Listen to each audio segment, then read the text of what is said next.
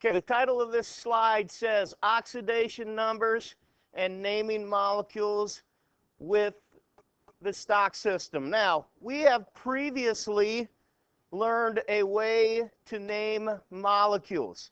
And if you remember, molecules are going to be your covalent bonding ones, going to be your two nonmetals. Okay? So we're going to use a different system. The system we learned was with prefixes. Okay? You said diphosphorus pentoxide. That was one that we did yesterday. Okay? Another one was nitrogen monoxide. So we used prefixes to tell us the numbers. Well, there's also a more modern way to name these, and that's using the Stock system. We use the Stock system for multivalent cations. So where we had Roman numerals, we had to identify whether we had iron 2 or iron 3, lead 2 or lead 4. Well, it's going to be somewhat similar to that using the Stock system to name these molecules. So let's look at our learning target here. Our learning target is to state the significance of a chemical formula, use the chemical formula to write the name of the compound, use the chemical name to write the formula of the compound. So those learning targets are the one we've been dealing with the last week. Now our success criteria, how are we going to get there? How are we going to get there? Well, I can state the oxidation numbers of compounds. We just learned those yesterday, so hopefully we can do oxidation numbers. I can use oxidation numbers for naming and writing formulas. You've been doing this, ladies and gentlemen, with the Stock system for those cations. So you've been using oxidation numbers because those are the little black numbers above the symbol. Okay? You've been using oxidation numbers already. Use the Stock system to name binary molecular compounds. So, let's look at this. We have learned how to do the prefix system, and you're going to need to use both of these systems. So when you take the test, you're going to have to use the prefixes, you're going to have to use the stock. It'll be something similar to this right here, where you'll be given the chemical formula, and it'll say, write the prefix and write the stock. So you'll have to do both of them.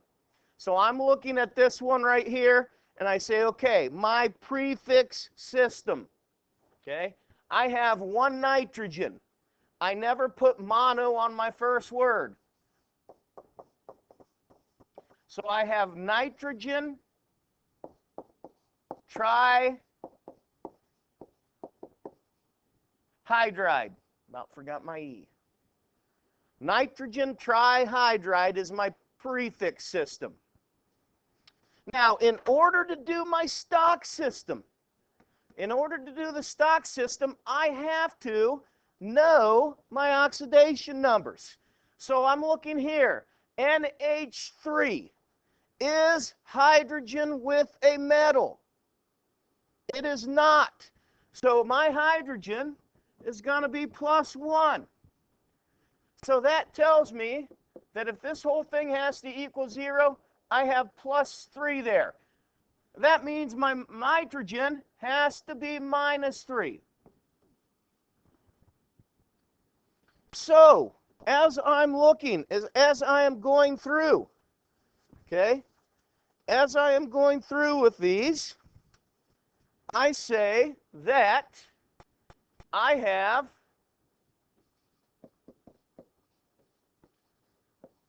nitrogen 3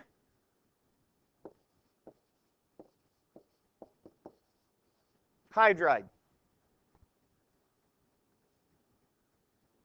So they are different. I have to have the Roman numerals signifying that is nitrogen 3. Now let's work another one. work another one. My prefix here, once again, I don't put mono. So I have sulfur,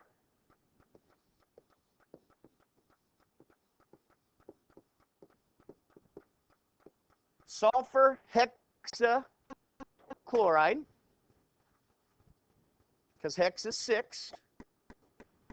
Now I look and say, all right, for my stock system, I need to follow my rules. And I'm looking at my rules here. I have sulfur, I have chlorine. So I need to check the electronegativities to find which one is the most electronegative, because it's going to take its charge as an anion. So chlorine 3.16, sulfur 2.58, chlorine wins. So I'm going to have chlorine as a -1, because that would be what chlorine would take as an anion. Everything's got to equal to 0. So I have 6 chlorine, so that's -6. That sulfur has to be +6.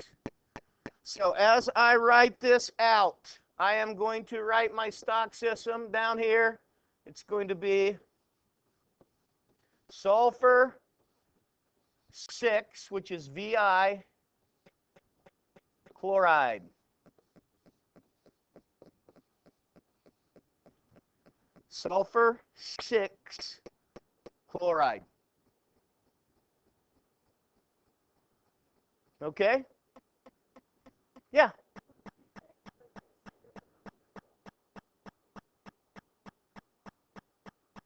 You know, I don't know if that's true or not.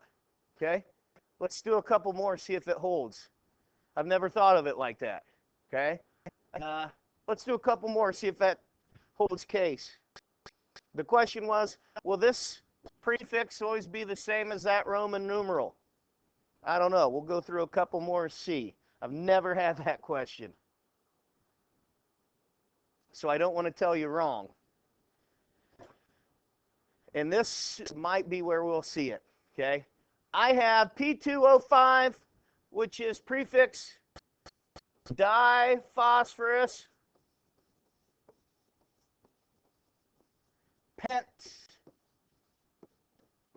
pentoxide. Remember, I don't have the A in penta when I have that O in oxygen. Okay? Diphosphorus pentoxide. Need to go through and get my oxidation numbers now. I ask myself the question, is oxygen a peroxide here? Is oxygen a peroxide? Alex, what do you think? No, it is not. Okay, so what charge is it going to be? 2-, good. So that tells me I have -10. So my phosphorus has to account for a +10. There are 2 phosphorus, right? There are 2 phosphorus. So each one's got to be +5. So as I'm going through and I'm writing my stock system down here, my stock system, I have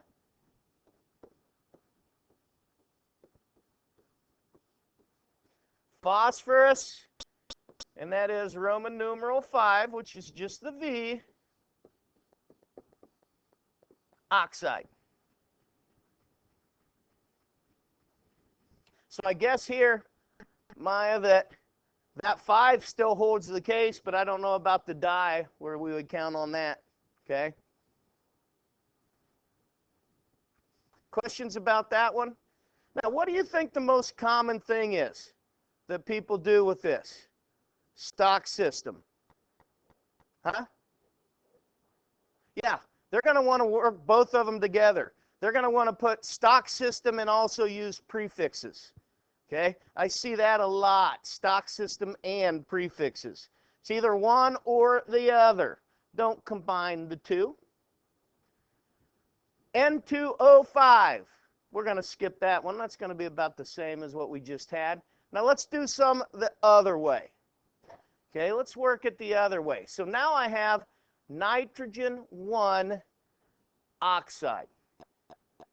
So as I look at this, I have I know I have nitrogen, and it's a 1 plus.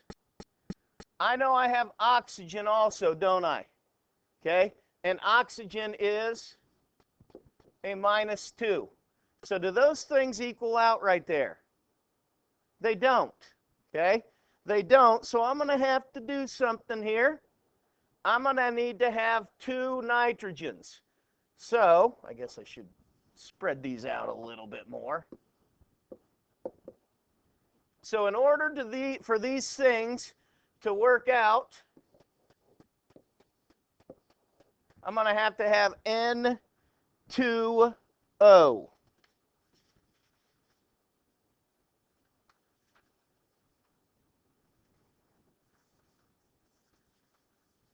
Okay? Questions on that one? Do you understand why I needed 2 of the nitrogen? It had a 1 plus charge, and I had to equal the 2 minus charge.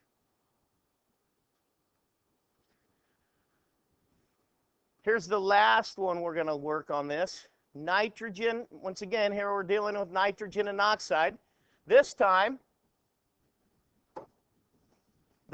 I have my nitrogen as being +4. My oxygen, okay, it's not a peroxide, so my oxygen is going to be -2. So I can see here that I'm going to need 2 oxygen, aren't I? So when I write out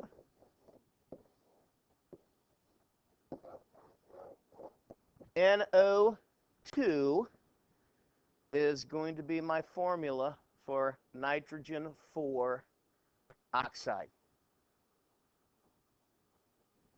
Any questions? Do you think you can do it both ways? Because like I said, when you take your test, and I imagine we're going to be taking a test over this stuff right when we come back from break. When you take your test, you're going to need to be able to do these both ways. So let's make sure that we can.